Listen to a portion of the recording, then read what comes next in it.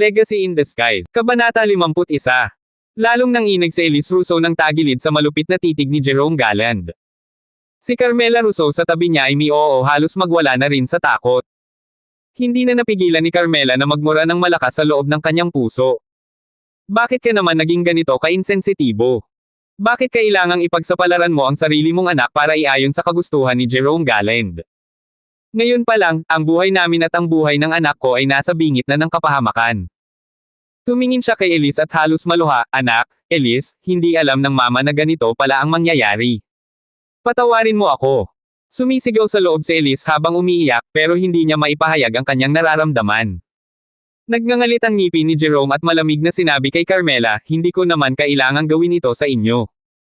Ang balak ko ay dalhin ang isang henyo, isang doktor na magpapagaling sa asawa mo pagkatapos ng aksidente. Saka palang papasalamatan niya ako at baka siya na ang mapunta sa akin. Humina ang boses niya at sinuwi ang luha ng pagkasuklem. Sino ba ang may gustong mamatay si Adrian Lawrence sa gitna ng lahat ng ito? Kaya ang sisi, nasa inyo, dahil bulag kayong pumili ng manugang. Tumigil si Carmela, napaupo na parang pinatay ang lakas, at napahiyang isinigaw ang lumabas mula sa kanyang bibig. Sinabi ko na ba na basura si Adrian Lawrence? Hindi ko inakala na pagkatapos niyang patulugin at pakainin sa bahay namin ng maraming taon, siya pa ang magdadala sa amin, ako at ang anak ko, sa ganitong kahihinatnan. Lumaban si Elise sa tono ng pagngingit-ngit, Mama. Hindi siya ang may kasalanan. Hindi mo ba nakikita? Umiiyak si Carmela, bakit ipinagpapatuloy mo pang itaguyod ang isang taong iyon? Ibinigay ko ang lahat para sa'yo. May pakialam ka ba sa mama mo? Nahilo si Jerome sa nakakainis na ingay. Napabuntong hininga siya, kinurot ang noo at nagbunga ng malamlam na boses, wala na tayong oras sa palakasan. Kayong mag-ina, hindi makakatakas sa aking kamay. May lumabas na tawa na puno ng pang-ooyem. Lumihis ang kanyang mga mata kay Carmela at nagbitiw, Auntie Carmela, gusto mo ba na maging manugang ako? O mas mabuti bang ako na lang ang maging kalaguyo mo? Nagbago ang kulay ng mukha ni Carmela, ang takot ay nagbigay daan sa pagkagulat at pagkawalang salaysay. Hindi niya inakalang si Jerome, na dating nagpapakita ng dangal bilang isang paglalakbay ng kabaitan, ay isang hayop na nagtatago sa likod ng maskara. Nangyari ang aksidente ni George Russo. Nagpasalamat siya kay Jerome noong una dahil isinayos nito ang ICU at nagdala ng mga eksperto. Ramdam niya ang pasasalamat, hanggang sa nalaman niyang lahat pala ay isang palabas lang. Si Jerome ang tunay na may kasalanan sa pagkakasangkot ng asawang si George sa aksidente. Bakit? Siya'y nasa katanghaliang gulang na at maaaring kapantay na ng edad ng kanyang ina, buong akala niya ay ang pauntirya lamang ay ang kanyang anak. Hindi siya tao. Nangangilabot ang pagsisisi sa dibdib ni Carmela. Kung hindi siya naniwala sa plano ni Jerome, kung hindi niya nadala si Elise sa bahay nito, hindi sana sila napunta sa ganitong panganib. Ilang beses na itong pagkakamali, at ngayon ay nagbunga ng matindi. Habang nanginginig pa si Carmela, lumingon si Jerome at ngumiti ng may paghamak, huwag mag-alala, hindi ko kayo papatayin ngayon. Dadalhin ko si Adrian Lawrence at babuliin ko ang mga kamay niyo at paa sa harap niya. Hahayaan ko siyang manood habang pinapahirapan ko kayo. Papatayin ko siya kapag natapos. Mabilis na hinakot ni Jerome ang bag ni Elise, kinuha ang kanyang telepono, at tumawag kay Adrian Lawrence. Si Adrian ay kakalabas lang ng klinika nang tumunog ang telepono, plano niyang itanong kung maayos ba ang usapan sa negosyo, pero boses ni Jerome ang nadinig niya. Adrian Lawrence, hindi mo inakalang ako ang tatawag, di ba? Jerome Galland. Malamig na tanong ni Adrian. Bakit hawak mo ang telepono ni Elise? Tumawa ng mapanghamak si Jerome, dahil hawak ko na ang iyong asawa. Handa na akong haburan siya at tikman. Nagpatuloy siya, at narinig ko, inaakala mong wala siyang karanasan. Aba, at anong klase kang lalaki? Matagal na kayong kasal at hindi mo man lang naakit siya para mapamahal sa iyo. Ngayon, ako na ang gagawa ng puwersahan. Napuuno ng galit si Adrian, Jerome Galland, walang hiya ka, subukan mong hawakan kahihibla ng buhok ng asawa ko, papatayin kita. Tatawag ako sa iyo mamaya, malamig ang sagot ni Jerome, mayroon kang 20 minuto para dumating sa Riverside Villa. Walang pangakong kaligtasan para sa asawa mo. At kung hindi, makikita mo ang kahihinatnan. Halika at patunayan mo kung tunay kang lalaki. Sumigaw si Elise, Adrian, huwag kang pupunta, may mga baril sila. Hinampis ni Jerome ang pisngi ni Elise at sumimangot. Putang ina. Kung hindi siya darating, mamamatay ka ngayon. Nagpatigas ang loob ni Adrian. Binitbit ang galit na kusang namumuo, sumakay siya sa isang kotse at diretso sa villa. Gustong-gusto na niyang durugin si Jerome ng lasag-lasagin ang mga buto, ang mata niya'y nag-aapoy at kumukulo ang dugo. Isinumpa niyang papatayin ang sinumang kumantay sa asawa niya. Samantala, si Jerome ay natawa at nasa sabik ng labis. Sigurado siya, kapag dumating si Adrian, wala nang pag-asa ang lalaki, papatayin niya ito nang walang laban. Sa sandaling iyon, iimulat niya ang lahat ng paghihiganti, babaliin niya ang mga kamay at paa ni Adrian, gagamitin itong aral at pagpapahiya. Hahayaan si Elise na mawala ang dangal at ipapadala sa internet ang mga video para tuluyang sirain ang kanyang buhay. Ngunit habang nagbabalak si Jerome, hindi niya inaasahan ang malalalang damdamin na kumakiwala sa puso ni Julius Galland. Siya, Julius, biglang nagbago ang tindig. Ang lason sa kanyang mga mata ay nagningning. Napapikit ang mga labi habang kinikilig sa mga nakikitang putaheng nakahain. Nakita ni Julius ang pagkakataon, hahayaan ko muna si Elise para sa aking anak. Paparausin ko muna ang nanay niya. Napaluha si Carmela at umatras. Sa galit, itinaas ang kamay upang sampilan si Julius, asong matandang walang hiya. Mamatay ka na. Ngunit hawak ni Julius ang kamay niya. Tumahimik siya at ngumiti na puno ng pang-iinsulto, MS. Carmela Russo, huwag niyong isipin na wala akong lakas dahil matanda na ako. Subukan ninyo, at malalaman ninyo. Napangiti si Jerome mula sa gilid. Papa, kung puputulin natin ang mga kamay at paa ni Adrian mamaya, mas mainam na pilitin muna natin sa Elise na makaisa siya, videohan natin at ikalat sa internet. Hindi na siya makakabangon kailanman. Tumawa ng malupit si Julius, pabayaan natin silang mahiwalay dahil sa mapanghusgang mundo napakagandang ideya. Kinilabutan si Carmela sa malupit na balak ng mag-ama. Nagngingit-ngit siya sa galit at napapasigaw, mga hayop. Wala kayong karapatang mabuhay. Mamatay na kayo. Hinampis ni Julius Galland ng malakas si Carmela, tumangala siya at ngumisi, putanginan, amoy uyo ka pa, magpakatoto ka.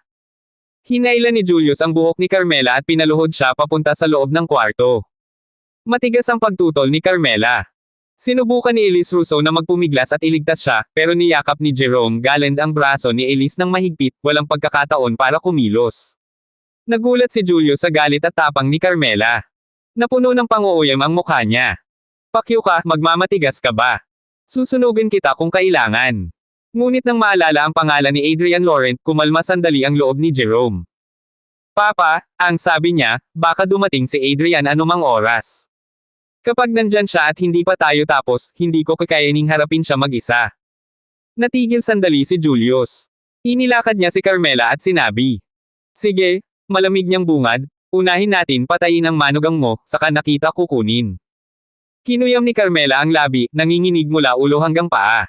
Nasa kanya at sa anak niya ang lahat ng pag-asa sa lakas ni Adrian. Kung hindi siya sapat, tatlo ang mawawala sa mundong ito.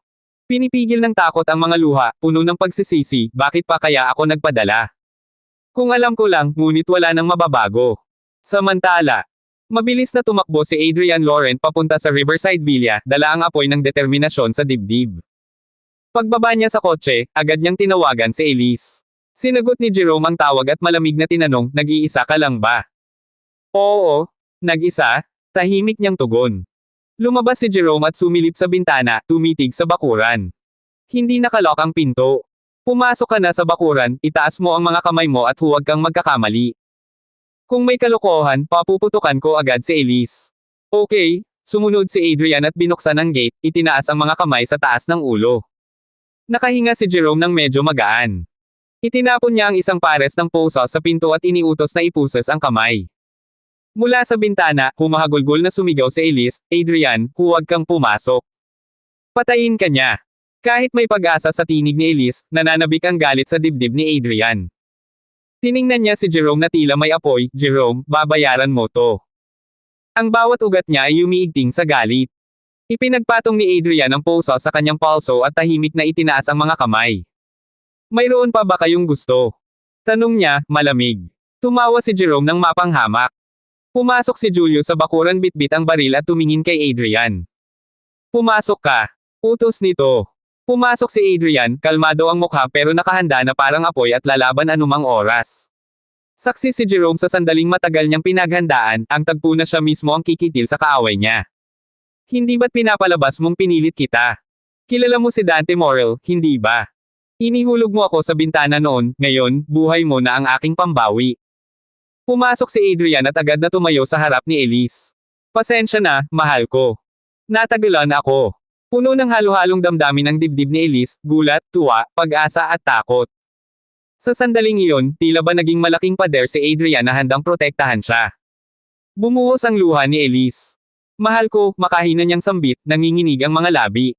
Maging si Carmela na lubog na sa lupa, dahan-dahan umakyat at hinawakan ang hita ni Adrian, umiiyak, Adrian, anak ko, salamat at nandyan ka. Kung isang hakbang lang ang naantala ka, baka wala na ako ngayon. Itinuturo niya si Jerome at ang ama nito at sumisigaw, akala mo ba, hindi niya ako niloko. Hinailan niya si Elise rito at gagamitin, may balak din siya sa akin.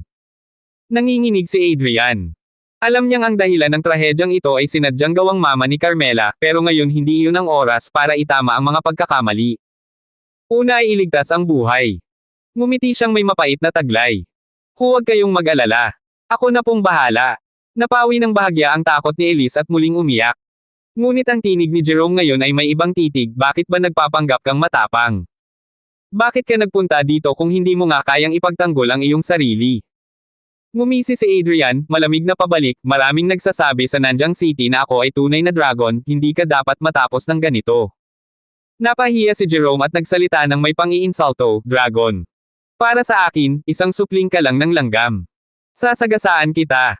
Tumindig si Adrian, nag-aapoy ang mata niya at animoy bakal. Kung lalaki ka, lumaban ka ng patas.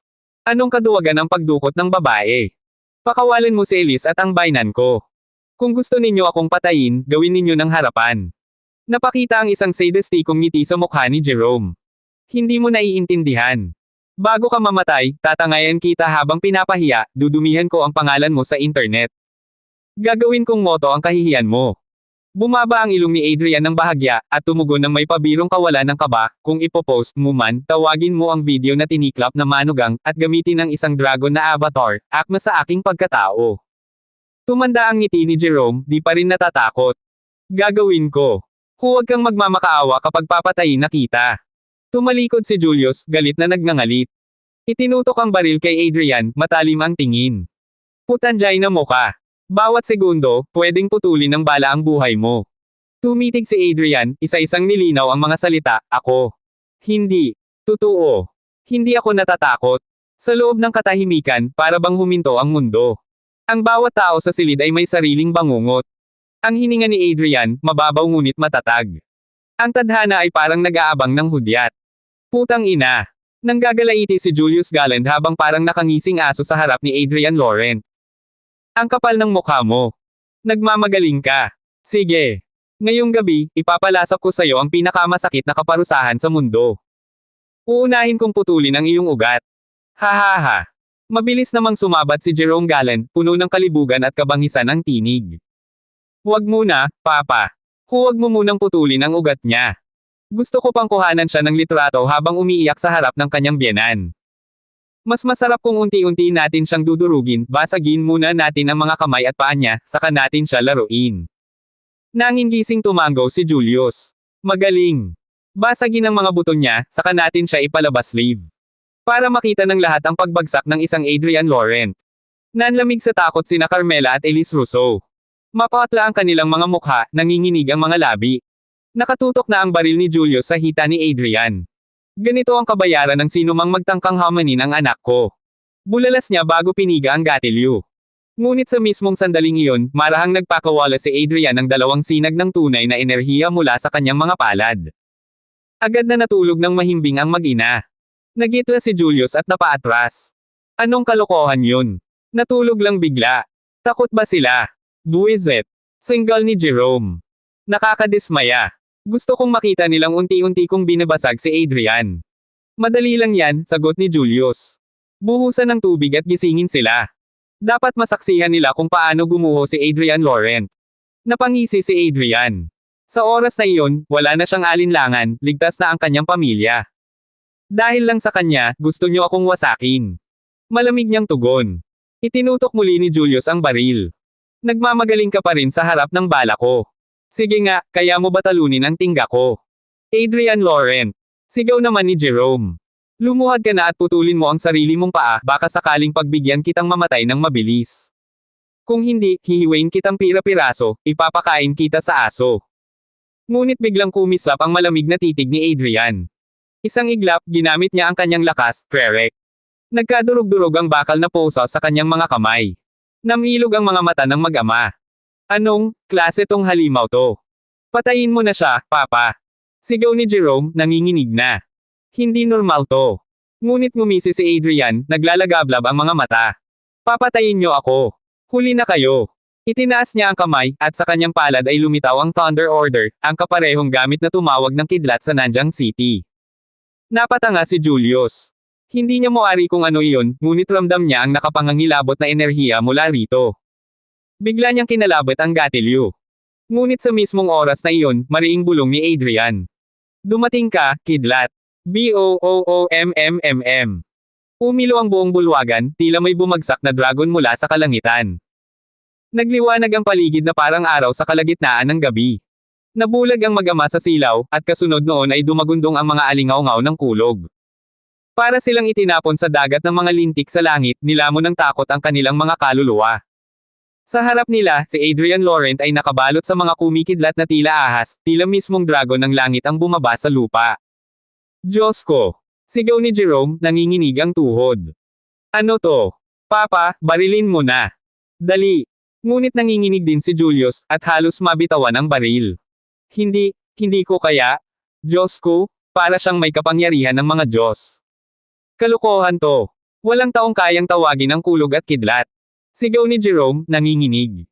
Niloloko lang tayo niyan. Barilin mo. Ngumisi si Adrian, malamig at nakamamatay. Kung hindi kayo naniniwala na ako ang tunay na dragon ng langit, hayaan niyong ipakita ko sa inyo. Bamaling siya kay Julius, malamig ang tinig.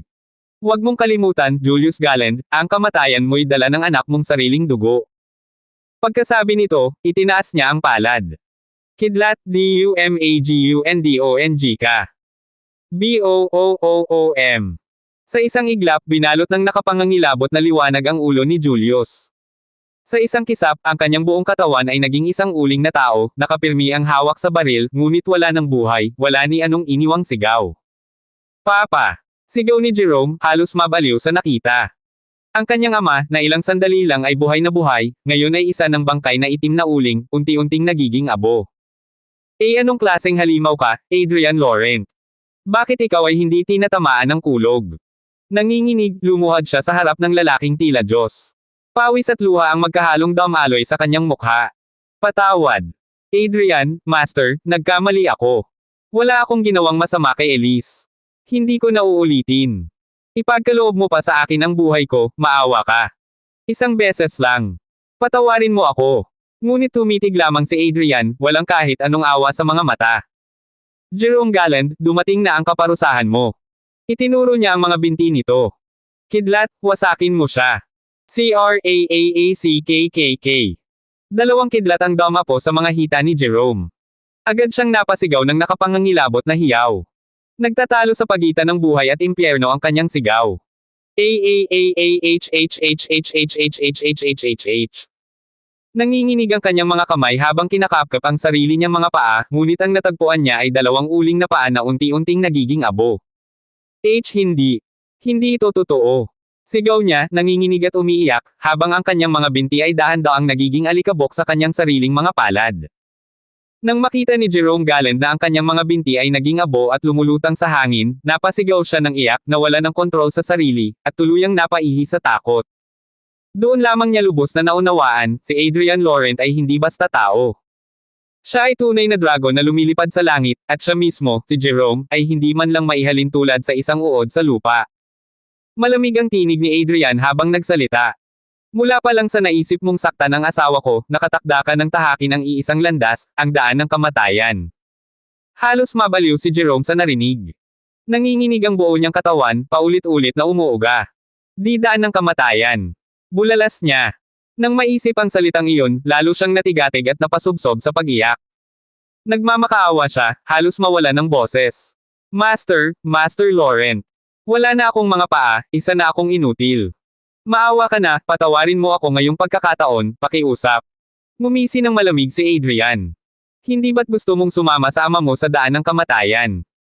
Huwag mong kalimutan, namatay siya dahil sa iyo. Hindi. Ayoko. Ayoko. Pasiga na sagot ni Jerome, umiiling na parang baliw. Kamatayan. Hindi niya kayang salubungin iyon. Bata pa siya, gusto pa niyang mabuhay, kumapit sa mundo kahit anong paraan. Subalit tinitigan lamang siya ni Adrian na tila nanunukso, at malamig na nagsalita. Sa tingin mo, mas mabuti bang mabuhay kaysa mamatay? Tumango si Jerome, nanginginig at halos hindi makasalita. Siyempre. Sino ba ang gustong mamatay? Ang kahit isang hininga ay mas mahalaga pa kaysa anupaman. Ngunit tumalim ang titig ni Adrian. Kung ganyan, ibig sabihin, hindi ka pa sapat na naghihirap. Itinaas ni Adrian ang kamay at mariing sumigaw. Dumating ka rito. Muling kumidlat mula sa kalangitan, diretso sa pagitan ng mga hita ni Jerome. Isang nakabibinging dagandong, at sa isang iglap, ang kanyang pinakaugat ng pagkalalaki ay naging abo. Nahawakan niya ang may itim na alikabok, nanginginig at umiiyak ng buong hagulgol. Hindi, ito, ang aking buhay. Ang aking ugat. Ngunit hindi pa tapos si Adrian. Nilapitan niya ito, ngumisi ng mapanghamon, at nagsalita. Kung kaya mo pang hawakan ang abong iyan, ibig sabihin, hindi ka pa lubusang baldado. Pagkasabi noon, dalawang matinding kidlat ang muling bumagsak. Sa harap ng kanyang sariling mga mata, nakita ni Jerome na ang kanyang dalawang braso ay naging abo, hanggang sa magdurog ang kanyang mga balikat at tuluyang maging alikabok na lumilipad sa hangin. Ngayon, isa na lamang siyang patpat na walang paa at kamay, isang walang magawa, nanginginig at humahagulgol na katawan. Adrian, maawa ka na, sobra na ito, patayin mo na lang ako. Pakiusap, huwag mo na akong pahirapan pa. Tumulo ang kanyang laway, sipon, at luha, habang halos lumuhad sa hangin. Subalit mariing umiling si Adrian, malamig ang tinig. Sinabi ko na, kapag sinaktan mo ang asawa ko, ang kapalit ay kamatayan. At hindi ko hahayaan na basta ka na lang mamatay. Dapat maramdaman mo kung ano ang tunay na desperasyon.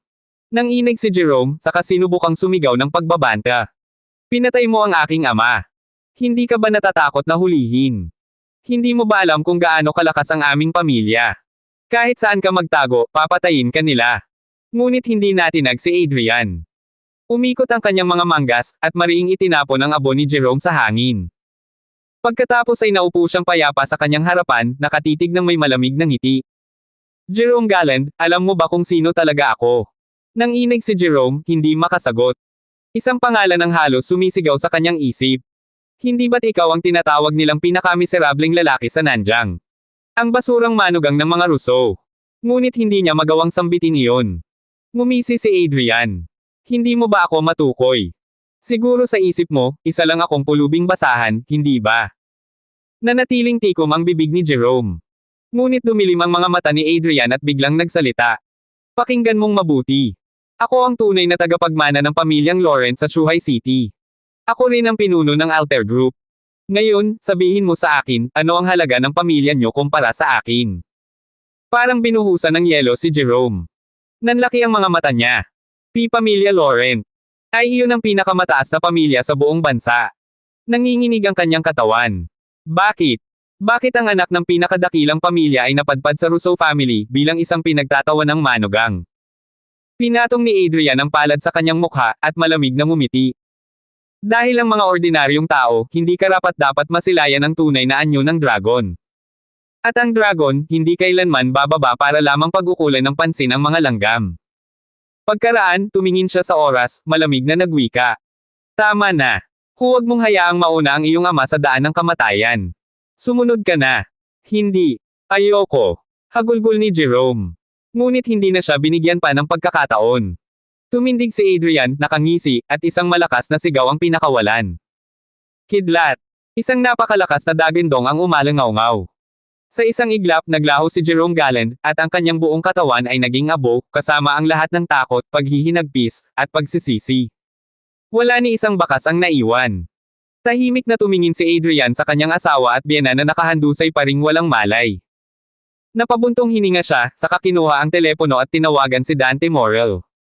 Dante, nasa Riverside Villa ako. Magdala ka ng ilang tao, mga sasakyan, at gasolina.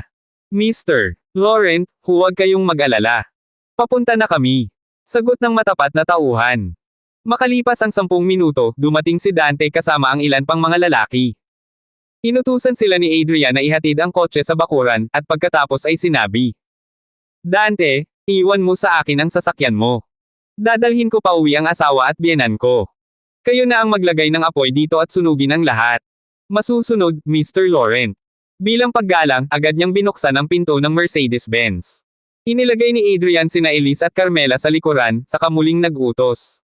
Dante, siguraduhin mong walang reporter na makakalapit. Ayokong may balitang lumabas dito. Masusunod po. At umalis si Adrian, minamaneho ang kotse pabalik sa syudad. Pagdating sa kanilang gusali, inalis niya ang kapangyarihang nagpatulog sa dalawa. Unti-unti silang nagmulat ng mata, at kapwa naguluhan. Adrian, anong nangyari? Bakit narito tayo? Nasaan sina Jerome at Julius Galland? Tanong ni Elise, halatang kabado pa rin. Ngumiti si Adrian, tila walang mabigat na naganap. Tumakas sila. Kasalukuyang hinahabol ng pulisya dahil sa kasong kidnapping. Siguro, hindi na sila muling makababalik sa Nanjing. Napatitig si Elise sa kanya, naaalala ang lahat ng pagkakataong iniligtas siya nito. Unti-unting namula ang kanyang mga mata sa emosyon, at mahina siyang bumulong. Adrian, mahal kong asawa, salamat. Ngumiti si Adrian, banayad ang tinig. Bakit ka pa magpapasalamat sa iyong asawa? Dapat lang na ipagtanggol ka ng iyong asawa, kahit buong mundo pa ang kalabanan. At sa sandaling iyon, mas tumibay ang tibok ng puso ni Elise para kay Adrian. Sa sandaling iyon, napabuntong hininga si Carmela, sabay dampi ng kamay sa kanyang dibdib. Hay! Diyos ko! Swerte pa rin ako ngayon. Kung hindi, baka winasak na ako ng hiyep na si Julius Galland. Napatingin sa kanya si Elise, puno ng inis at pagod.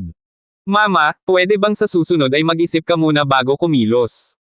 Huwag ka ng poloko. Kung hindi dahil kay Adrian ngayon, pareho na tayong wala. Alam ni Carmela na mali siya, ngunit pilit pa ring sumagot. Ano ba naman? Ako rin ay biktima.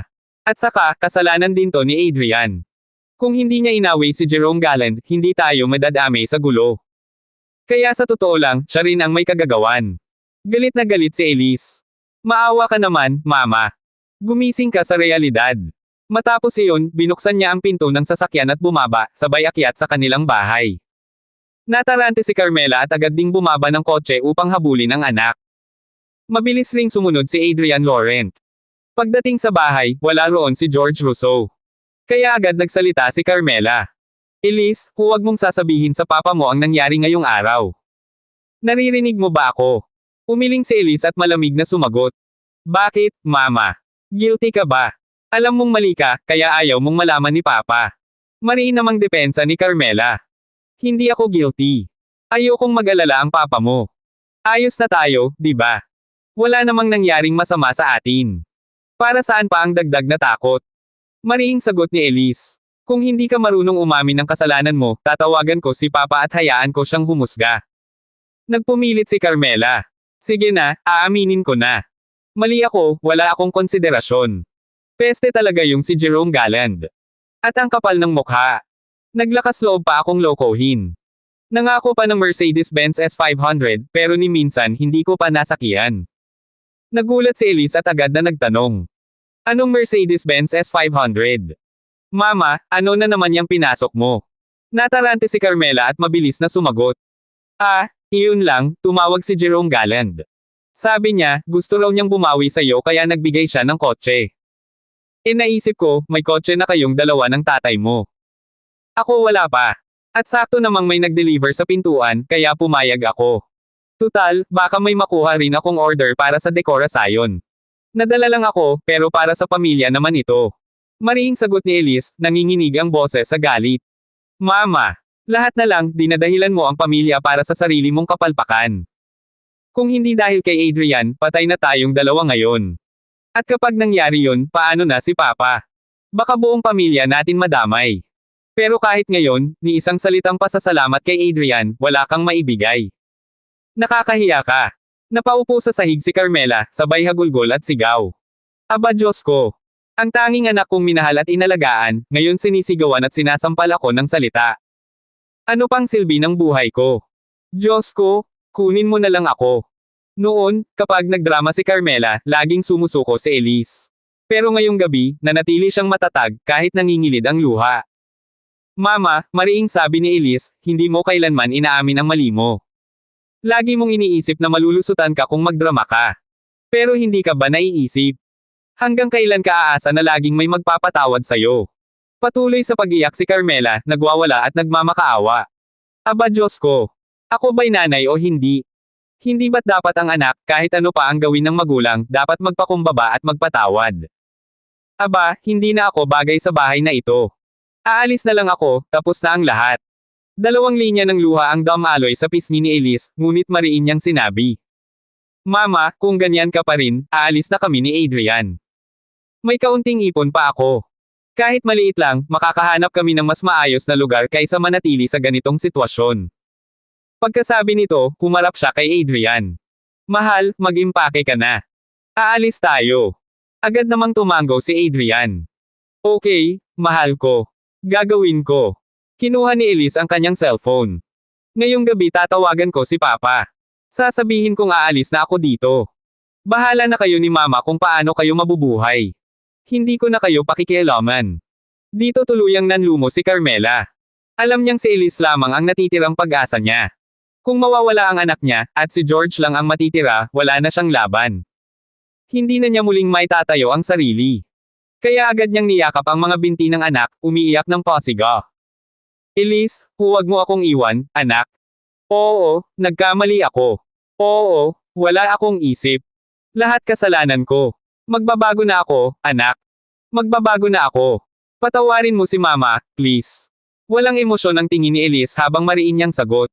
Kung talagang alam mong mali ka, mag-sorry ka muna kay Adrian. At hindi lang iyon, pasalamatan mo siya dahil niligtas niya tayo. Napabulala si Carmela. Ano? Siya. Ang inutil na yon. Siya ba ang nagligtas sa atin? Mabilis na nag-init ang dugo ni Elise. Mama, hanggang ngayon, tawagin mo pa rin siyang basura. Mabilis na bumawi si Carmela, nanginginig ang boses. Hindi, mali ako. Hindi siya basura. Tama ka, anak. Magsusorry ako. Dali-dali siyang tumayo at nagtungo sa silid ni na Elise at Adrian. Bitbit ang matinding pag-aalinlangan, halos hindi makatingin ng direkta, nagsalita siya.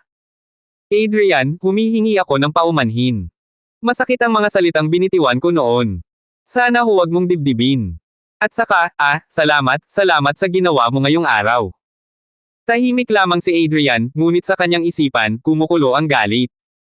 Hindi dahil sa mga insulto ni Carmela laban sa kanya, kundi dahil sa kataksilan at kasakiman nito na muntik nang magpahamak kay Elise.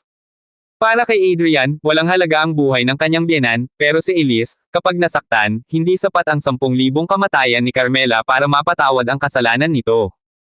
Ngunit dahil ligtas ang kanyang asawa, pinili niyang tumahimik. Hindi na siya nagpakita ng galit, lalo na sa harap ni Elise. Pero sa loob-loob niya, isa lang ang kanyang pasya. Kung may isa pang pagkakamaling ganito si Carmela, babaliin ko ang mga binti niya at uupo siya habang buhay sa wheelchair. At kung makakagawa pa rin siya ng gulo kahit naka-wheelchair, gagawin ko na siyang isang gulay. At sa gabing iyon, habang nananatiling tikom ang bibig ni Adrian Laurent, isang bangis na lihim ang sumisibol sa kanyang dibdib. Abangan ang mga susunod pang kabanata ng Legacy in Disguise.